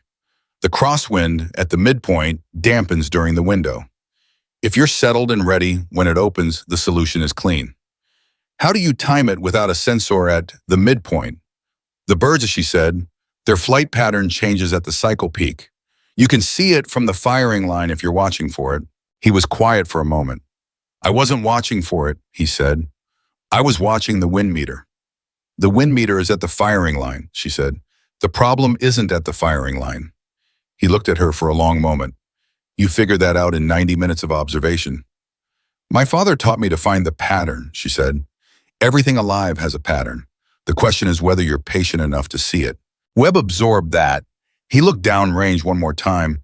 Then he said quietly and with the particular difficulty of a man who says things like this rarely and means them completely, "That was the finest piece of field observation I have ever seen." She held his gaze. "You're a good shooter, Webb," she said. "You would have found it eventually." "Maybe," he said, "but you found it first. And you found it under conditions that were designed to make finding anything impossible." He paused. "I know what was done to your scores. I know about the shim. I should have said something earlier." His jaw tightened. "I should have said something the morning I saw your scope at the armorer's station." She went still. "You saw it." "I saw someone near your equipment the night before," he said. "I didn't see what they did. I suspected. I should have told you immediately instead of—" He stopped. "I was calculating. I was thinking about what it would cost me to get involved. That was wrong." She looked at him steadily. She thought about what it meant that he was telling her this now after the shot when it cost him nothing to say it. Then she thought about how hard it is for a certain kind of man to say something like this at all, regardless of timing, and she gave him the credit for the difficulty, even while she noted the timing. "I appreciate you telling me," she said. "Both things." He nodded once. He walked away, and she understood that was the full extent of what Webb could give, and she accepted it without needing it to be more. Garza appeared at her left elbow with the particular silent materialization of a man who has been giving her space and has now decided the space is no longer needed. He said nothing for a moment. He just stood beside her the way soldiers stand beside each other when something significant has just happened and words are the wrong tool for it. Then he said, "Your father would have loved this." The sentence hit her differently than she expected. Not with grief, with something warmer and more complicated. She breathed through it. She looked at the canyon, at the target that had stood untouched for 32 years and now had a center mass hit recorded against it in Hollis's careful handwriting. Yes, she said, he would have. Garza nodded. He put his hand on her shoulder for exactly 2 seconds, the specific brief contact of a soldier's acknowledgement, which means more in his economy than most people's long embraces, and then he removed it and said, Briggs is coming. She turned. Briggs was walking toward her from the edge of the group where he had been standing alone. He walked the way he had walked all week, deliberate, upright, the walk of a man accustomed to command, but something in it was different. The weight of it had shifted. He was carrying something now that he hadn't been carrying before, or perhaps more accurately, he was no longer using command posture to put it down. He stopped in front of her. He was close enough that this was a private conversation which she understood was intentional. He did not speak immediately. He looked at her in a way that she had not seen from him in 7 days, not evaluating, not pressuring, not performing, just looking. The way a man looks when he is trying to see something clearly for the first time. I owe you an accounting, he said. Sir, let me finish. His voice was not hard. It was the voice of a man who has prepared something and needs to say it before he loses the nerve. I have been running this course for 11 years. In 11 years, I have told myself that the standards I maintain are about performance, about finding the candidates who can function under maximum pressure. That is true as far as it goes. He paused. But there is a difference between pressure that reveals character and pressure that is designed to produce a specific result. This week, in your case, the line between those two things was crossed, and I allowed it to be crossed. Some of it I authorized directly, and some of it I allowed through inattention, which is not better. He held her gaze. That was wrong. The score manipulation was wrong. The sector assignment was wrong. The equipment interference, which I did not authorize, but which happened under my command and my responsibility, was wrong. She waited. She was very still. I told you on day 1 that I would break you before Friday, he said. I want you to know that I have spent 7 days watching you be unbreakable, and I understand now that what I was trying to break was not a performance deficiency. It was... He stopped. He started again. I had a sister, he said, Margaret. She went through a program similar to this one 15 years ago. She was exceptionally qualified. She didn't make it through. Not because she failed. She did not fail, but because the pressure she was subjected to crossed lines that mine did not cross this week, and it broke something in her that did not fully heal. His voice had changed. The command register was gone entirely. What remained was something older and less protected. I have spent 15 years believing that programs like this one are wrong to include women, that the cost is too high, that what happened to Margaret is what always happens. And I have run this course from inside that belief for 11 years, and I have made decisions based on it that I am no longer able to defend. The canyon was very quiet. Behind her, she could hear the other candidates talking, the distant sounds of the rain shutting down. In front of her, Briggs stood with his hands at his sides and his face open in a way that she suspected very few people had ever seen it. Your sister, she said carefully. Is she all right? Something moved across his face, surprised briefly that this was the first thing she had asked. Then something that might have been underneath everything else, gratitude. She's a physician now, he said. Family practice in Tucson. She's well. He paused. She told me when I took this posting that I should run the course fairly. I told her I intended to. He paused again. I did not. Claire looked at him. She thought about Margaret Briggs 15 years ago going through something she was qualified for and being broken by people who had decided in advance what she was. She thought about what that costs. She knew in a specific and non-theoretical way what it costs. What happened to your sister was wrong, she said. What happened in this course this week was wrong, and you're right that they're connected. She paused. But Colonel, you're standing here now. That matters. He looked at her. Most people, she said, never get here. They hold the belief and they protect it and they spend their whole career building walls around it because the alternative is too expensive. You're here, that's not nothing. He was quiet for a long moment. She could see him working with what she had just given him, not dismissing it, not accepting it too easily, sitting with it the way honest people sit with things that are true but complicated. The formal accountability for what happened this week will go through proper channels, he said, finally back in the professional register, but not all the way back. The score record will be corrected. The conduct issues will be addressed. Hollis has already begun documenting. He paused. Your final ranking in this course based on the corrected record and the day 7 performance is first. She said nothing. First, he repeated, by a significant margin. I know, she said quietly. He almost did something with his face that might have been in a different man a smile. I thought you might, he said. He straightened. He was going back to command posture, but the weight had distributed differently now, and it showed. The course is complete, he said formally. Congratulations, Sergeant First Class Donovan. You've earned everything you're about to receive. He held out his hand. She looked at it for 1 second, then she shook it. His grip was firm, direct, no performance in it. He turned and walked back toward the staging area, and she watched him go and thought about how long it takes some people to arrive at a truth that was always there waiting, and how much it costs when they finally do, and whether the arrival is worth the cost. She decided, standing in the morning air with the canyon at her back and 32 years of impossible behind her, that it always was, that the moment of arrival mattered, regardless of how long it took to get there. She turned back to the canyon one more time. At 0930 hours, Hollis posted the corrected course record on the main board outside the briefing room. Every candidate who was still on base gathered around it, not just the current cycle, but previous cycle candidates, range staff 2 officers from the administrative building who had apparently heard what happened and come out of their offices to see the board for themselves. The corrected scores were posted line by line, and Claire's name sat at the top of the list with a margin that was, as Briggs had said, significant. Beside it, in a separate notation box that had never been used in the course's 11-year history under Briggs, was a new entry: Ghost Target 7 first confirmed, Hit Day 7 course cycle current, Method thermal cycle observation, 11.08 minutes period, Shooter SFCC Donovan. She stood at the back of the group and let others read it first. She did not push forward. She did not need to see her name on the board to know what it said. She had been carrying the truth of it since the moment the radio called confirmed impact, and that truth did not require a board for its validity. But she watched the other people read it, and she watched their faces move through the stages of comprehension, and she felt quietly and without performing it for anyone the particular satisfaction of a thing done exactly right. Reyes found her at the edge of the group. He looked at the board. He looked at her. He said, "Your dad."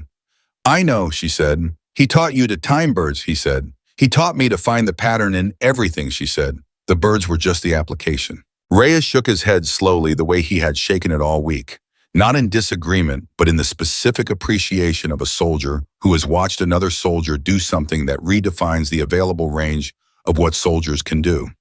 "He'd have been standing here," he said, "right here, right next to you." She felt it move through her. She let it. She did not look away from the board or blink too fast or do any of the things people do when they are managing grief in public. She just let it move through her the way her father had taught her to let everything move through her, cleanly, without resistance, honoring it by feeling it fully, rather than storing it for later. "Yes," she said, "he would have." At 1100 hours, Garza appeared with the notebook. She had told him to hold it to give it to Hollis if she didn't make it to the line. She had made it to the line, and now the notebook had to go where it was always going to go, and Garza had apparently spent the morning thinking about the right way to handle that. He set it on the table in front of her. "Hollis asked for it," he said, "formally, as part of the conduct review." He paused. "I told him it was yours to give." She looked at the notebook. 43 pages. 7 days. A shim in a plastic bag. 11 score differentials with times and figures. Kellerman's note in its sealed sleeve. Webb's sector breach time-stamped. The cross-monitored radio frequency. Hollis's 2 careful non-statements, interpreted and recorded with the same precision she applied to wind data. She picked it up. She had built it to be the argument that could not be dismissed, to be the proof that required no interpretation, only reading.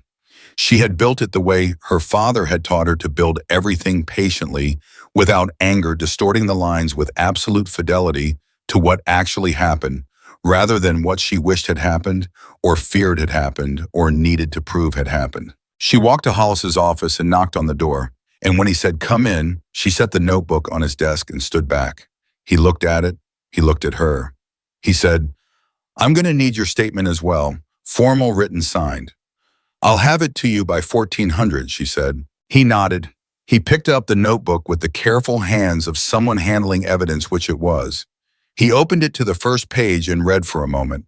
Then he looked up. Sergeant First Class Donovan, he said, and his voice carried the specific formal quality of a man making an official statement rather than having a conversation. I want you to know that the conduct documented here will be fully investigated and appropriate action will be taken at every level where a finding is supported. He paused. I also want you to know off the record that you are the finest candidate I have seen in 9 years of running this range. And I have seen some very fine candidates. She stood at attention by habit and let the words land without deflecting them. She had a tendency to deflect compliments, another thing her father had noticed and tried to correct. You trained for this, he used to say. You earned it. Let people tell you you earned it. Don't make them feel foolish for trying. Thank you, sir, she said. Off the record, he said again more quietly. What you did in that canyon, the observation methodology, the thermal cycle analysis, I'm going to recommend it be incorporated into the course curriculum, formally, with attribution. He paused. Future candidates should know that the solution to Ghost Target 7 is not a ballistic problem. It's an observation problem. He looked at her steadily. That's your contribution to this course. It will outlast both of us. She left his office and walked into the midday sun and stood still for a moment. She was thinking about something her father had said in the last year of his life, when his lungs were already failing, and he was spending more time on the back porch in Fayetteville with his sweet tea and his thoughts than he was anywhere else. She had asked him once directly whether he regretted not making Sergeant Major, whether the review board, the directives he had disregarded, the assignments that hadn't materialized, whether any of it sat badly with him. He had looked at her for a long moment with the expression that meant he was about to say something she would need to keep. Then he said, Claire, I taught you everything I know about patience and looking and waiting for the right moment. If you use it, if you find the windows that other people are too busy to see, then my work is still in the field. And that matters more to me than any rank I ever held or didn't hold. She stood in the midday sun and breathed and felt the full weight of 7 days. Not the bad weight, the kind that bends you, but the other kind, the earned kind. The weight of a thing done under conditions that were designed for its failure, done anyway. Done right. At 1400 hours, she delivered her formal statement to Hollis, signed and dated. At 1430, she was called to a meeting with the base commanding officer, a 2-star named General Alcott, who had been briefed on the morning's events and who received her with a correctness and directness that told her the administrative process had already been set in motion at a level above Briggs's authority. Alcott asked her 2 questions. The first was whether she believed the conduct issues she had documented had been limited to this course cycle or were part of a longer pattern. She said she could not speak to the longer pattern, but that her documentation was complete and accurate for the current cycle and that she was prepared to stand behind every entry. He nodded. The second question was whether she intended to continue in long-range sniper specialty after this course. She said yes, without hesitation. He looked at her for a moment.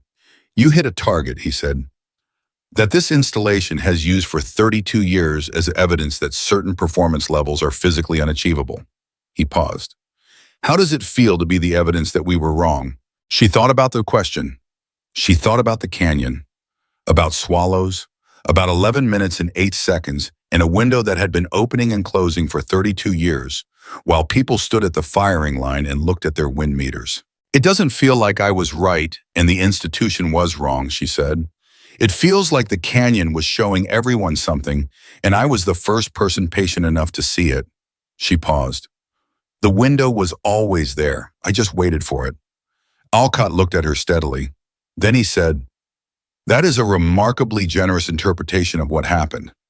My father taught me, she said, that the truth doesn't need your anger to be true. It just needs to be seen. He was quiet for a moment. Then he stood and extended his hand, and she shook it, and that was the end of the formal meeting. At 1700 hours, the corrected course completion certificates were issued. Hers was the first distributed by alphabetical coincidence that felt in the moment like something more intentional. She held it and looked at it and thought that a piece of paper was a very small thing to represent 7 days of what had actually happened. But that was always true of formal recognition. It was a symbol of the work, not the work itself. And the work itself was already part of her in the way that all the real things become part of you. Filed away, permanent, carried forward. Garza shook her hand at the ceremony and held it for an extra second. He said, IG gets the copy of the notebook Monday morning. Monday morning, she confirmed. And you'll be there. I'll be there. He nodded once and let go, and that was enough. Webb waited until almost everyone had dispersed before he approached. He held out his hand, and she shook it, and he said simply and without preamble, "I'm glad you were in this course." He paused. "I'm a better shooter for having watched you work. I don't say that to many people." "I know," she said. "Thank you." He walked away. She watched him go and thought about all the ways a person can surprise you when you give them space to be more than the category you initially assign them. She updated the file on Webb one final time and marked it complete and let it go. At 1800 hours, Briggs found her one last time. She was at the equipment table packing her kit with the methodical care that had been her closing ritual after every field evolution since she was 19 years old. He stood at a respectful distance until she looked up. "One more thing," he said. She waited. "I'm calling Margaret tonight," he said. "My sister. I'm going to tell her that I was wrong about what I said to her 15 years ago, when she tried to talk me out of the position I was holding." He paused. "I don't know that it will mean much to her after this long, but I'm going to say it." Claire looked at him. She thought about Margaret Briggs in Tucson practicing family medicine, 15 years past a program that broke something in her that shouldn't have been broken.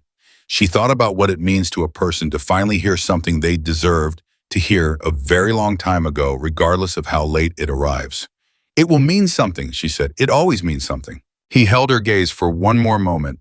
Then he nodded and walked away, and she went back to packing her kit and did not watch him go. She left the base at 1930 hours with her kit bag on her shoulder and her notebook gone where it needed to go, and her rifle cleaned and cased and everything in its right place. The evening was clear and cold, and the lights of Coronado were coming on across the water the way they had been on the first night when she had stood outside the barracks and looked at the canyon in the dark and heard Briggs's word "impossible" and translated it without deciding to into a question. She walked to her vehicle and put her kit in the back and sat in the driver's seat for a moment with the door open and the evening air coming in. She took out the notebook, not the evidence notebook, which was with Hollis, but her personal notebook, the small one she carried everywhere, and she opened it to a clean page and wrote one thing. She wrote Ghost Target 7. Hit. Day 7, 0847 hours. Thermal cycle 1108. Window found. Then she wrote, "Dad, I found the pattern. You were right about everything." She closed the notebook. She closed the door. She started the engine. She did not look in the rearview mirror at the base as she drove away, because she had never been a person who looked backward at the things she had already done. She kept her eyes on the road ahead, on the lights of the city, on the next distance that would need to be calculated and waited for and ultimately covered step by precise and patient step, the way her father had taught her, the way she had always known how to do. She had spent her career learning that the impossible is almost never what it claims to be, that it is more often than not simply a window that hasn't been found yet, a solution waiting for someone with the patience to stop looking at the wind meter and start watching what the canyon is actually doing. She had been that person her entire life. She would be that person for the rest of it. And on a cold morning in a canyon in Coronado with 32 years of institutional certainty on one side and 11 minutes and 8 seconds of thermal cycle on the other, Sergeant First Class Claire Donovan had proved in the only language that cannot be argued with that she was right. The clang of steel against steel, echoing across 1,400 meters of still morning air, said everything that needed to be said, and it said it permanently.